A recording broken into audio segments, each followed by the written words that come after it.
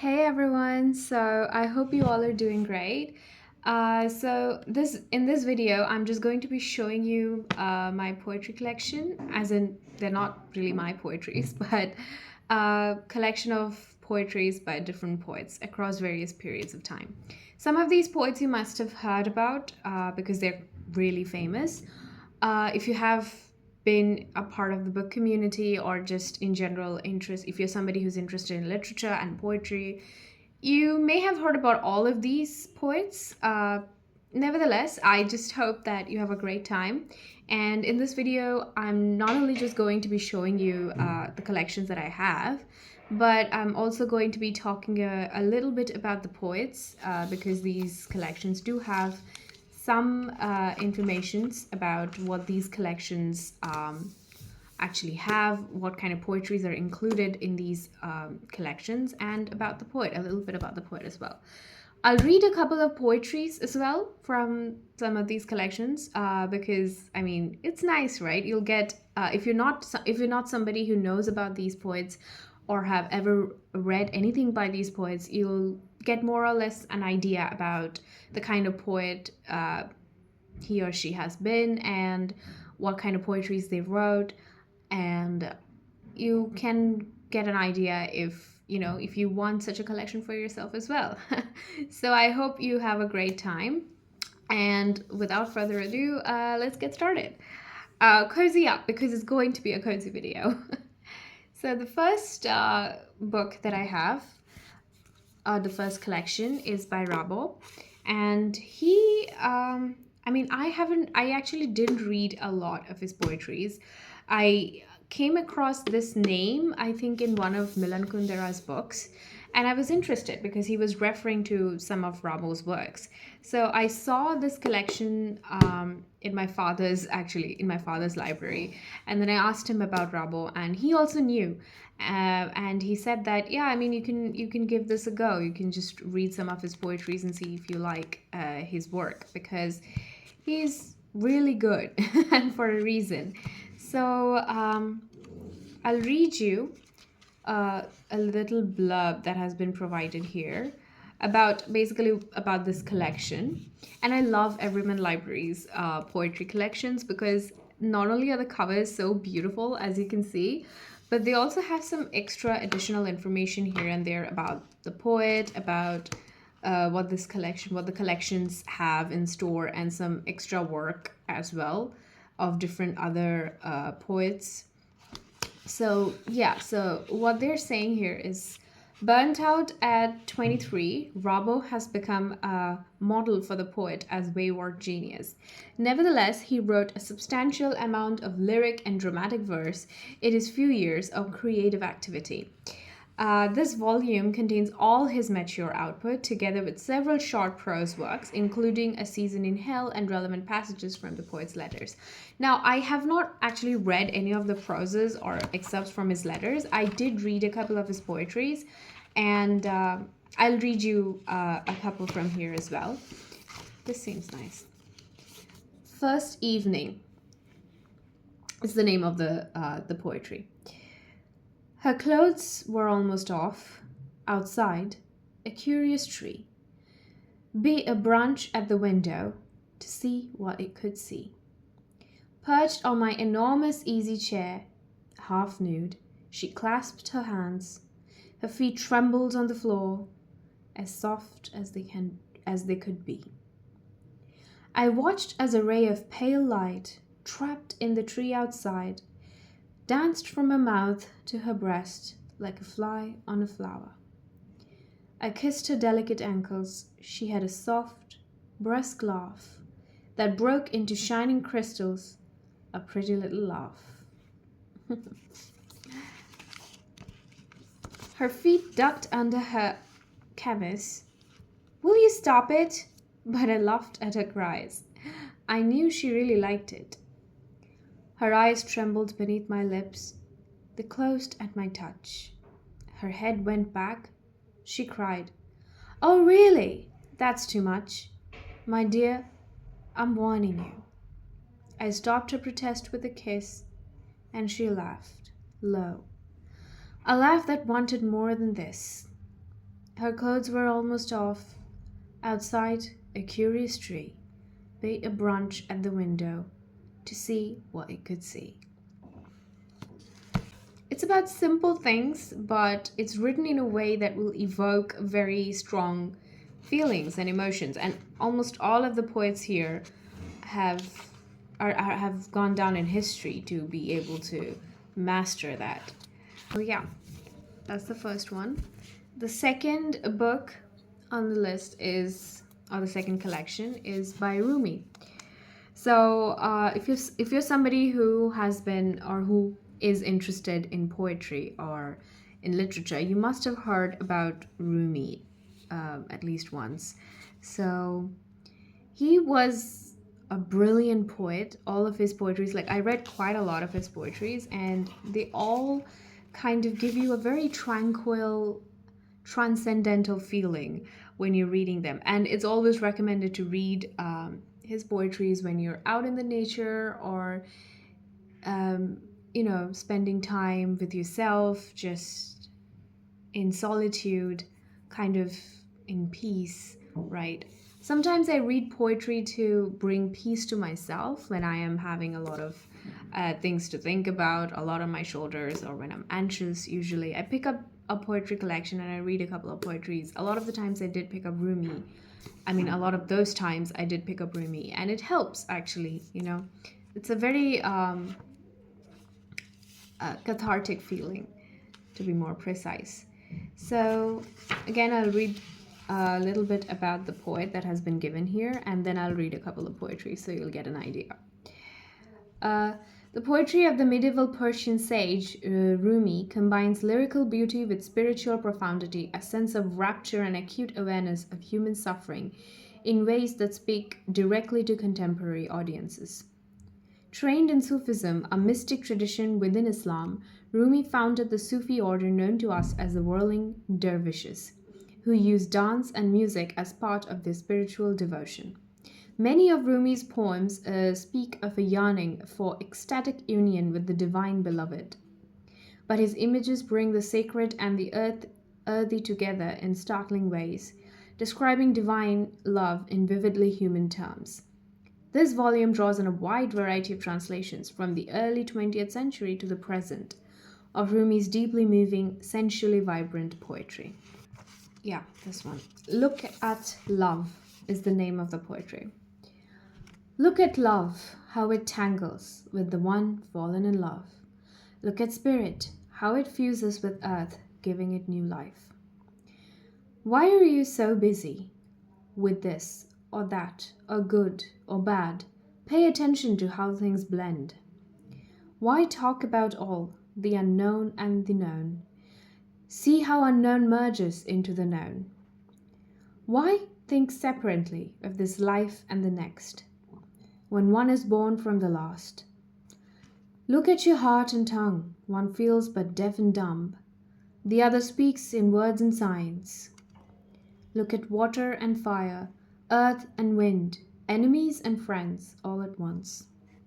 The wolf and the lamb, the lion and the deer, far away yet together. Look at the unity of the spring and winter manifested in the equinox. You too must mingle, my friends, since the earth and the sky are mingled just for you and me. Be like sugar cane, sweet yet silent. Don't get mixed up with bitter words. My beloved grows right out of my own heart. How much more union can there be? So that's Rumi. I really love this edition and this cover a lot because of the paintings that are there on the cover. It's really, really beautiful and vivid. So that's Rumi. Rumi has been one of my most favorite poets of all time for a very long time, actually. So yeah. So the next collection of poetries that I have with me is by Rilke, Rainer Maria Rilke. I think I'm pronouncing it right. I don't know. Correct me if I'm wrong in the comments. So I've had this collection for a while now, and I love Rilke's poetries as well. It's absolutely beautiful. And he has done a magnificent job in literally encapsulating the little wonders of life, or the little, I don't know, the passing fleeting moments of bliss you feel by just living and breathing, being alive, or touching flowers, or walking amidst the greens, or just when the seasons are changing, just remembering about childhood, things like that. So I really love his work as well. He has also been one of my favorite poets for a very, very long time. So I'll read the blurb here. The greatest lyrical genius, the purest philosopher, and the most personal versifier among 20th century poets, Rainer Maria Rilke celebrates the beauty of the visible world and the invisible reality to which that beauty can lead us. All aspects of his work are represented in this volume, from the fugitive grace of the French poems to the affirmative grandeur of the Duino elegies. Also included are selections from the Letters to a Young Poet, in which Rilke expounds his aesthetic. Okay, The Fountain. I want just one lesson, and it's yours. Fountain falling back into yourself, that of risked waters on which depends the celestial return towards earthly life. Nothing will serve as example as much as your multiple murmur, you, O light column of a temple that destroys itself by nature. In your fall, how each jet of water modulates itself as it ends its dance. I feel like such a student, imitator of your innumerable nuance. But what's more convincing than your singing is that instant of ecstatic silence, when at night, drawn back by a breath, your own return passes through your liquid leaping. Growing old. In some summers, there is so much fruit. The peasants decide not to reap anymore. Not having reaped you, oh my days, my nights, have I let the slow flames of your lovely produce fall into ashes. My nights, my days, you have borne so much. All your branches have retained the gesture of that long labor you are rising from. My days, my nights, oh my rustic friends, I look for what was so good for you, oh my lovely half-dead trees. Could some equal sweetness still stroke your lives, open your calyx? Ah, no more fruit, but one last time, bloom in fruitless blossoming, without planning, without reckoning, as uselessly as the powers of millennia. That's Rilke. So the next or the last collection of poetry that I have on this list is the entire work by Khalil Gibran. And I'm absolutely in love with this edition. I mean, look at this. It's absolutely breathtaking and so beautiful. I love this edition. The pages are golden too. It's really great. It gives the feeling of, like, kind of a book that you got from the restricted section from Harry Potter's library. So I really love this edition. And it really has every poetry, prose that Gibran has ever written. It's the entire collection here. I think his most famous collection is The Prophet, that a lot of people talk about. So I'll read a couple of poetries, or maybe just one poetry from The Prophet, because the poetries are quite big actually. Love. Then said Al-Mitra, speak to us of love. And he raised his head and looked upon the people, and there fell a stillness upon them. And with a great voice he said, when love beckons to you, follow him, though his ways are hard and steep, and when his wings enfold, you yield to him, though the sword hidden among his pinions may wound you, and when he speaks to you, believe in him, though his voice may shatter your dreams as the north wind lays waste the garden. For even as love crowns you, so shall he crucify you. Even as he is for your growth, so is he for your pruning.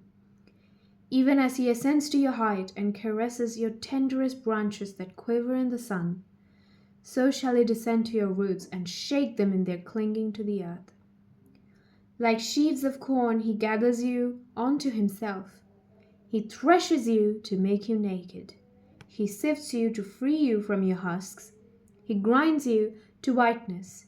He kneads you until you are pliant. And then he assigns you to his sacred fire, that you may become sacred bread for God's sacred feast. All these things shall love do unto you, that you may know the secrets of your heart, and in that knowledge become a fragment of life's heart. But if in your fear you would seek only love's peace and love's pleasure, then it is better for you that you cover your nakedness and pass out of love's threshing floor into the seasonless world where you shall laugh, but not all of your laughter, and weep, but not all of your tears. Love gives not but itself, and takes not but from itself. Love possesses not, nor would it be possessed. For love is sufficient unto love. When you love, you should not say, God is in my heart, but rather, I am in the heart of God. And think not you can direct the course of love, for love, if it finds you worthy, directs your course. Love has no other desire but to fulfill itself. But if you love and must needs have desires, let these be your desires. To melt and be like a running brook that sings its melody to the night.